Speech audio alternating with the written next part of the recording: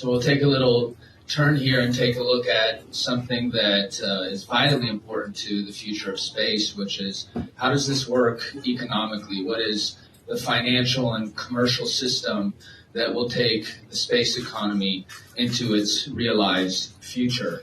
Real quick, earlier this year we proved a new model on how to finance and commercialize a lunar payload, setting a new standard for this industry on how space ventures and missions can be turned into economically viable ventures. But before we get into that, there's a long line and story of how we got here and I got here on this stage today. I've been doing startups for almost 20 years now, especially in digital media platforms and the digital asset space. I've been in the blockchain market for over a decade. I've created ventures, exited those ventures, but I'm also third generation space. That's one of the reasons why you see that my co-founder has the same last name as I do, is because that's my mother.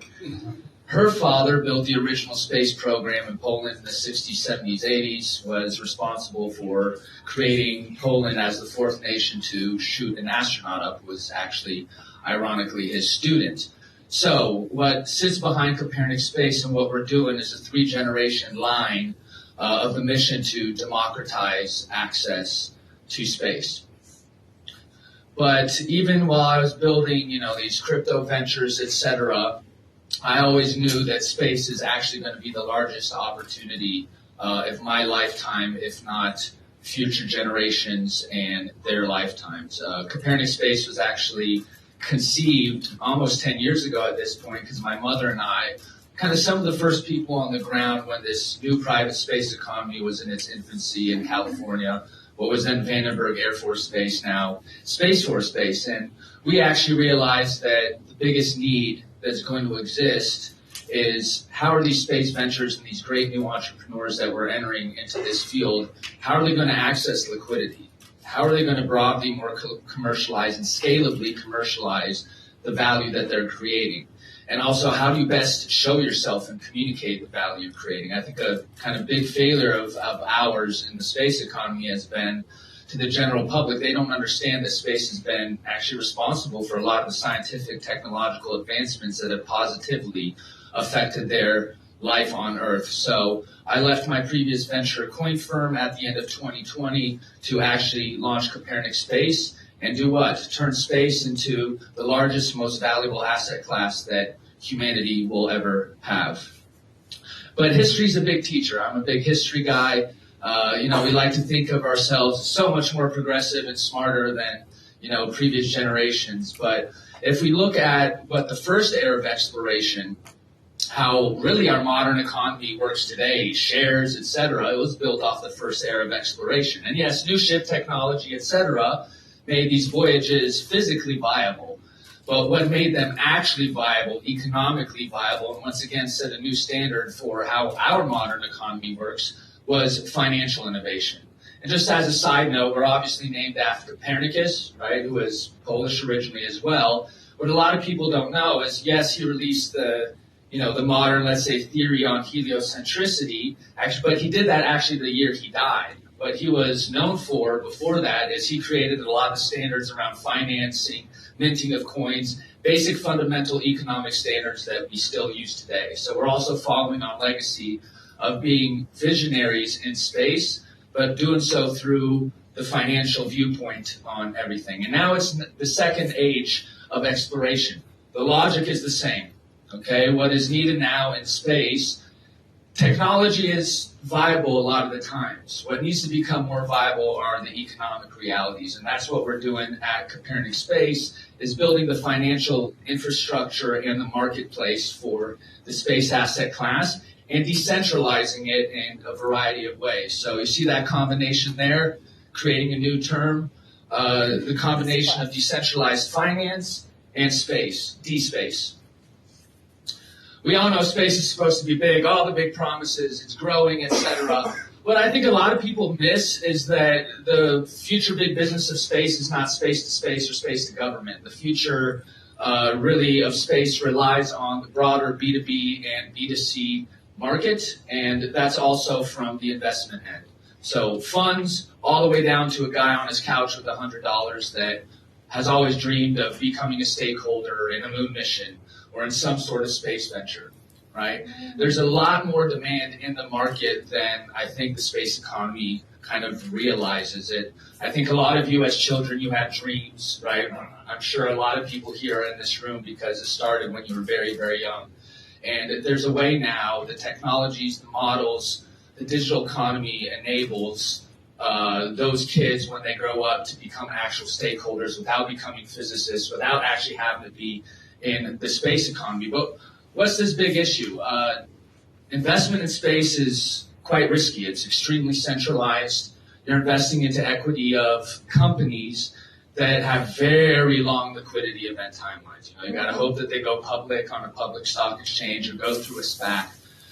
The most basic thing is there's actually no marketplace for space. If I ask somebody, hey, if you want to do something in space, where do you go? Where's the interface in the modern digital economy to interact, participate, become a player in space assets? No one's really built that marketplace infrastructure. And once again, there's no secondary market for space assets that are very liquid.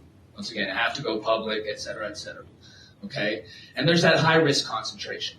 Big tickets if you're investing, equity in a singular company, long timelines. And for the most part now, it's pretty exclusive to, governments, large funds or funds that are specialized in space and corporations.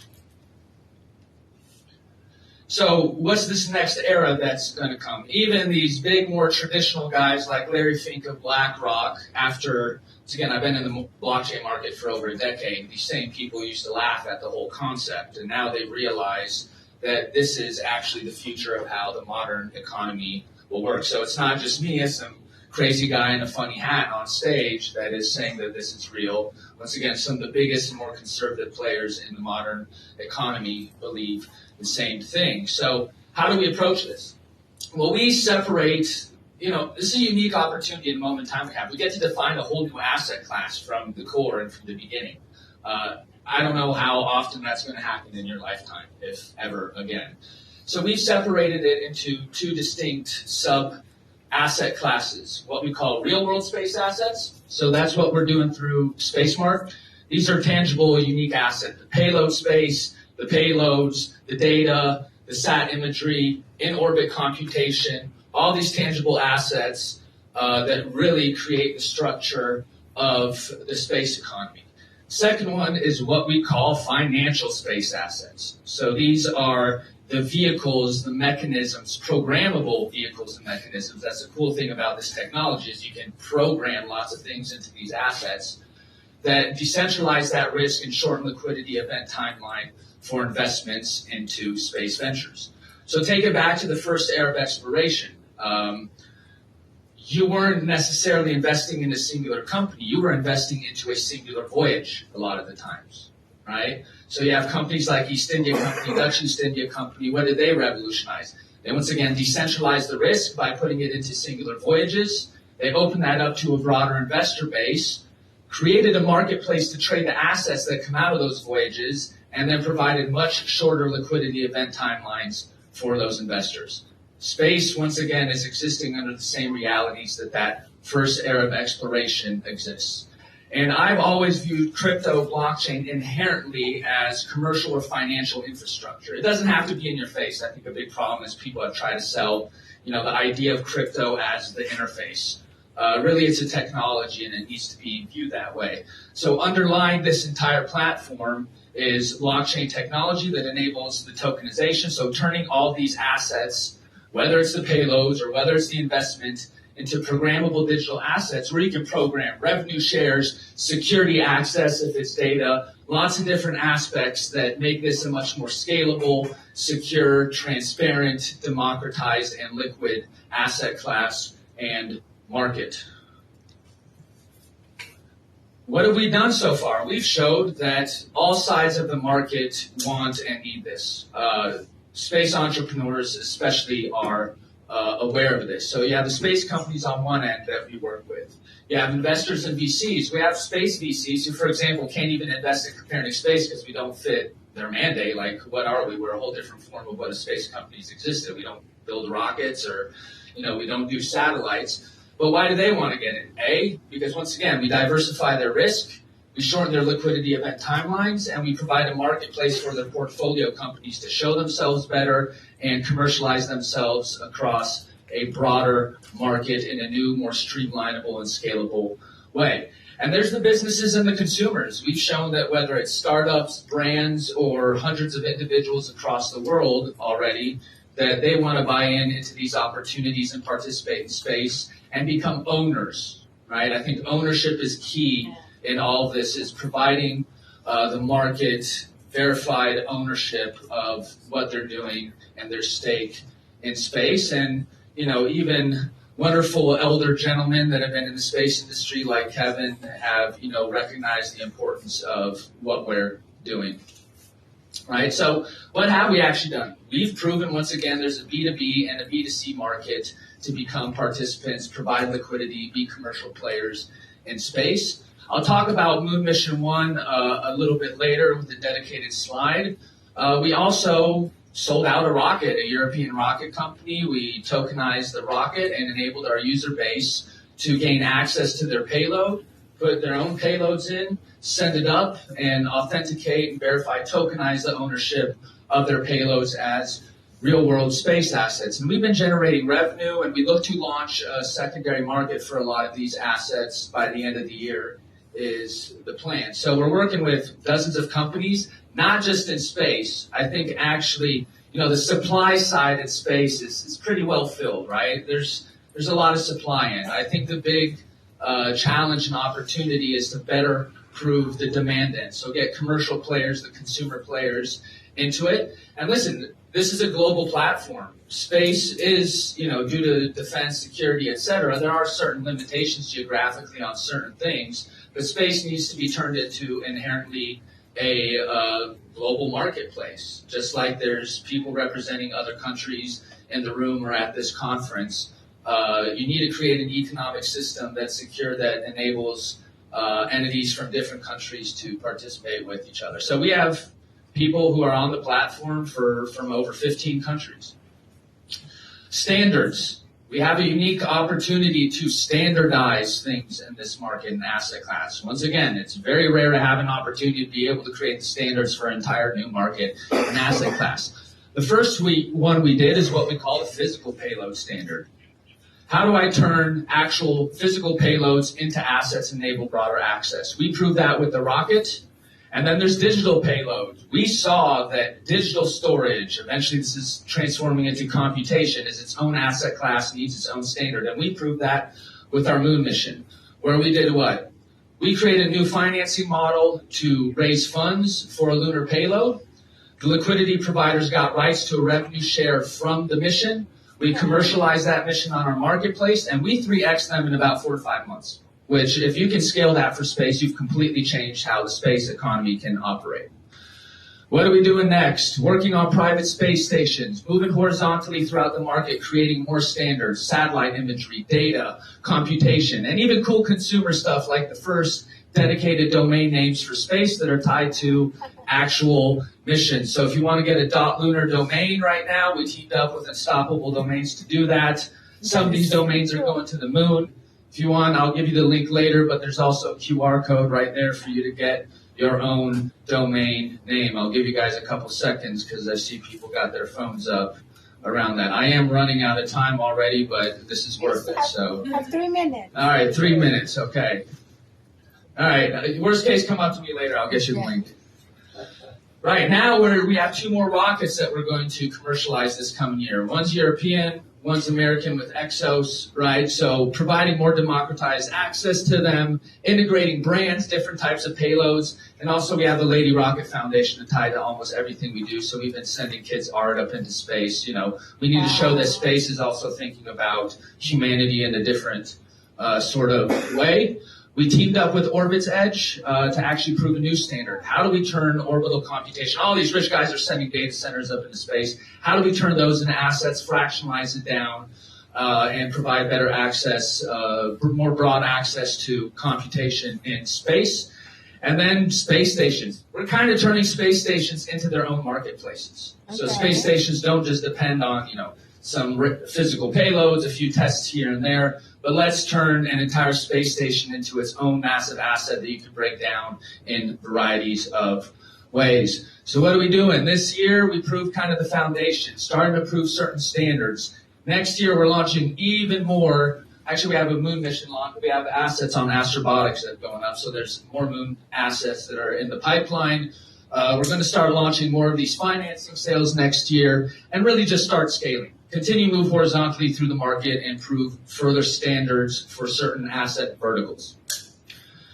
So once again, regardless whether you're working in space or not, what we're enabling you is to become an actual stakeholder in it. And I think, the big promise, we're all smart cookies here in the room. We have privileged access to space. The big value in the future of space is to take that beyond everybody in the room. But regardless, I hope to see everybody here as an eventual user participant, whether you're on the demand side or the sell side on our platform and this marketplace. And once again, change space from an accessible asset class and the most valuable asset class in the history of humanity. And that's how I think a lot of your ventures will be made viable and possible in the near future. Thank you.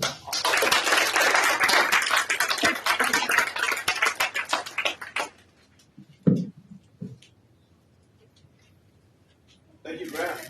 Appreciate it, buddy. Very, very different perspective, perhaps, than many of us think of. But this is the future. We don't just build the hardware, we have to build everything else. Thanks, buddy. You still had a minute. Hey. Actually, a minute. Okay, leave it for questions. Do we have a question here? 1, 2, and let's Okay, I was looking for Dave with the other mic. Right here. Okay. You want the QR code? Okay, I can see. Right here. I'll get it to you. Okay, see you later. I have it. Okay. Here you go. Question 1. So, on the tokenization, are you underwriting any of the risk via a stablecoin that you're attaching? Yeah, so actually the platform operates as stablecoin. You might have noticed that we're coming out with our own token eventually. We have a lot of liquidity promises around that. But inherently the platform runs on USDC. We're not here to shove crypto into people's face. I don't think that's the long-term goal. The long-term goal is to actually remove as much friction from the space market and crypto as well. So I see you know some things about it. Name sounds familiar. We can chat later. Yeah, over here. What's up, buddy? Hey, great. Good to see you again. Really great presentation. Thank you. I'm not entirely crypto literate. Good. Could you contrast? So Voyager Technologies just went public, right? Correct. And let's say I'm not asking you for financial advice. Yeah, please, no. Let's say I'm considering buying a share of their stock, and then now I realize I could also buy a piece of the mission. Could you contrast those two assets for me? Yeah, so if you buy them publicly, it's equity, okay? And they're one of the rare cases where, it's a public stock and there is liquidity, et cetera. Yeah. But to look that that's going to be the whole market, I think is unrealistic. And most importantly, they had to work have how much traction for X amount of years to even get to that space. Whereas I'm sure a lot of people in the room know that the big struggle is more in the early stages, right? So in that case, we're decentralizing the risk by enabling you to invest, for example, in their private space station across, maybe it's a revenue share of it, right? So just like with our moon mission, it was rev share based, right? If that answered your question. Awesome. Grant, do you want to win some money? I can't say no. Check this out. Space business plan. Awesome. You can win, I think, what is the grand prize now? It's like 16K. Yeah. Awesome. Anybody else? What is it? We have another I don't question. mind winning money. Yeah, last question. Okay. What's up, buddy? How you doing, sir? Oh, God, you made me feel so old with that, but thank you. So what network does your tokens trade on? We haven't released the tokens yet, so we're actually talking with a few different chains. I've built my previous ventures and this one on the concept of blockchain agnosticism. So like our native token will probably run both across Ethereum base, and you can bridge across different chains on native tokens. For us, we've been running on Polygon so far. but we're not here to dictate. Different chains have different values and things like how am I going to treat a satellite imagery license that we package in an NFT and program a bunch of different stuff. Different chains might be better for that. And I'm also not here to dictate the market. If the supply end of a space company's like, we want to be on Ethereum, I'm like, well, listen, transaction costs are higher, but that's your choice, buddy. Have a little bit more kind of libertarian view towards it. Have you put any of the tokens, or I saw that you sold some of the missions, like lunar payload. Sure. Anything on Solana? No, but that could come in the future. I think Solana is really good for like kind of the meme coin play and fast, transaction kind of secondary market stuff. I don't think it's as good when it comes to like programmability of serious assets. Personal opinion. I formed a startup back in August. Congrats. Thank you. Where we're bringing SMS wallets, Solana wallets, completely over text, and we do it with on-chain programs, and we've had pretty good success so far. We went on to mainnet, but I was wondering if there was potential that because we can talk further about that if you want to do some stuff. No worries. We're here to open it up, and it's all about prioritization of what we want to do. So yeah, because I feel the same way about not locking anybody in. We're platform agnostic as well. Awesome. So I was wondering if it would be possible that we could end up teaming Let's up. chat. I'm here all week, and congrats once again. You took a big plunge, which most people are scared to do. So, good for you, buddy. Thank you, everybody.